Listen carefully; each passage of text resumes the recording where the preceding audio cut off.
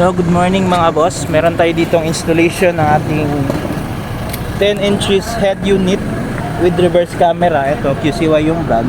Ayan, CarPlay ready. Tsaka may Android Auto na rin. Ito yung unit. Toyota Innova from Lanao del Norte. Check natin. So, reverse lang to.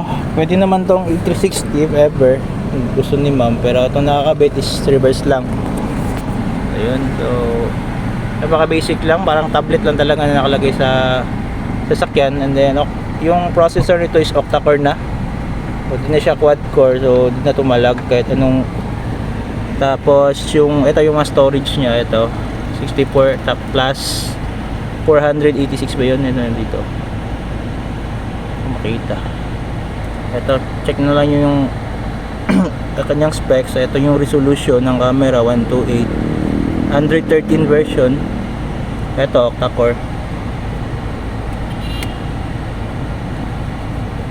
So, yun, napaka smooth ng controls. So, ito, mga default apps, Netflix, Spotify, YouTube. Lahat-lahat na. So, may CarPlay. And then, ito ba?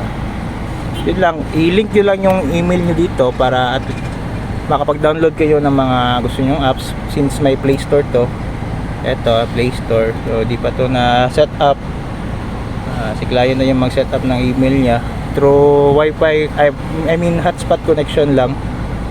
Or sa Wi-Fi sa bahay, if ever nakapark sa bahay na may Wi-Fi, pwede yan.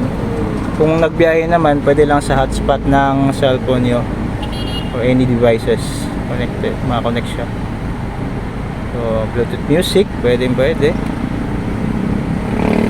Ito, file manager. Pwede mag-save ng mga movies dito through USB.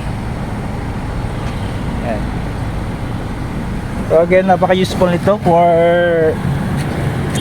mga biyahe-biyahe nyo. For advance na yung infotainment na sasakyan, enhanced na. So, ito. Since yung mga stock na mga sasakyan ngayon is hindi pa Android, ito, nagpadagdag si client ng kanyang Android head unit.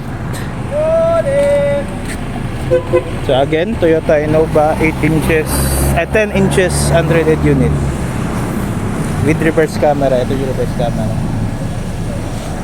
Yun lang mga boss. Peace!